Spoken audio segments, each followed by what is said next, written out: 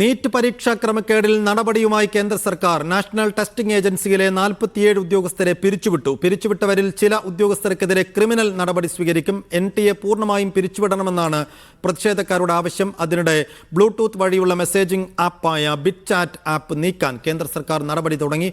Internet നിരോധനം CJPക്കാർ മറികടക്കുന്നത് ബിറ്റ്ചാറ്റ് വഴിയാണെന്ന റിപ്പോർട്ടിനിടെയാണ് നീക്കം.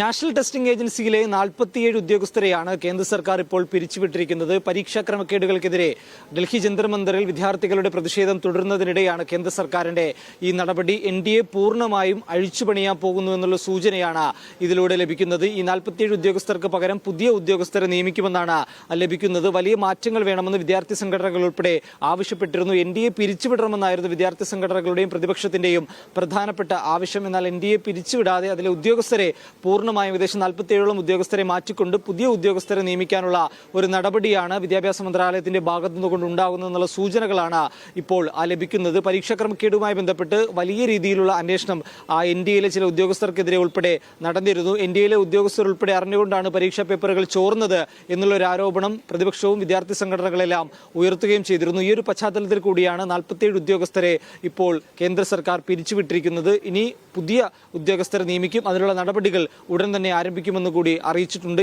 NDAയിൽ ഉദ്യോഗസ്ഥരെ മാറ്റിയത് കൊണ്ട് മാത്രം ഈ പ്രശ്നത്തിന് പരിഹാരമാകില്ല എന്നാണ് CJPയും പ്രതിപക്ഷവും ഇപ്പോൾ പ്രതികരിച്ചിരിക്കുന്നത്. ഒപ്പം ഡൽഹിയിലും ഉൾപ്പെടെയുള്ള ഡൽഹിയിൽ ഈ പ്രത്യേകിച്ച് ജന്തർ മന്ദർ പരിസരത്ത് ഇന്റർനെറ്റ് നിരോധനം ഏർപ്പെടുത്തിയിരിക്കുകയാണ്. ഈ ഒരു സാഹചര്യത്തിൽ സമൂഹ മാധ്യമങ്ങൾ ഉൾപ്പെടെ ഈ പ്രതിഷേധക്കാർക്കും അതോടൊപ്പം തന്നെ മറ്റുള്ള ആളുകൾക്ക് ലഭിക്കുന്നില്ല. അതുകൊണ്ട് ഈ പ്രതിഷേധിക്കാൻ എത്തുന്ന വിദ്യാർത്ഥികൾ അവർ ഇപ്പോൾ ബിറ്റ്ചാറ്റ് എന്ന് പറയുന്ന മറ്റൊരു ആപ്ലിക്കേഷൻ വഴിയാണ് അവരുടെ സന്ദേശങ്ങൾ ഉൾപ്പെടെ കൈമാറുന്നത്. അതുകൊണ്ട് ഇതിന്റെ പ്രവർത്തനം ഉടനടി അവസാനിപ്പിക്കണമെന്നാവശ്യപ്പെട്ടുകൊണ്ട് ഇത് നിരോധിക്കണമെന്നാവശ്യപ്പെട്ടുകൊണ്ട് കേന്ദ്ര സർക്കാർ അവർക്ക് ഇപ്പോൾ ഒരു കത്ത് നൽകിയിട്ടുണ്ട്. ഈ കത്ത് എത്രയും വേഗം പരിഹരിച്ചുകൊണ്ട് ഈ ബിറ്റ്ചാറ്റിന്റെ പ്രവർത്തനം അവസാനിപ്പിക്കാനുള്ള നടപടികൾ ഉണ്ടാകണമെന്നാണ് ഇപ്പോൾ ആവശ്യപ്പെട്ടിരിക്കുന്നത്. ഇന്റർനെറ്റ് നിരോധിച്ച ഒരു സാഹചര്യത്തിൽ ഇത്തരത്തിൽ മറ്റു ആപ്ലിക്കേഷനുകൾ ഉപയോഗിച്ച് പ്രവർത്തനം നടത്തുകയാണെങ്കിൽ അത് വലിയ രീതിയിലുള്ള ക്രമസമാധാന പ്രശ്നങ്ങൾ സൃഷ്ടിക്കും. അതുകൊണ്ട് വിദ്യാർത്ഥികൾ നിരവധി ആളുകൾ പ്രതിഷേധക്കാർ അത് ഉപയോഗിക്കുന്നുണ്ട്. അത് തടയേണ്ടതുണ്ട്. അതുകൊണ്ട് എത്രയും വേഗം ബിറ്റ്ചാറ്റിന്റെ പ്രവർത്തനം തടയണമെന്ന് ആവശ്യപ്പെട്ടുകൊണ്ടാണ് കേന്ദ്ര സർക്കാർ ഇപ്പോൾ അവർക്ക് കത്ത് നൽകിയിരിക്കുന്നത്.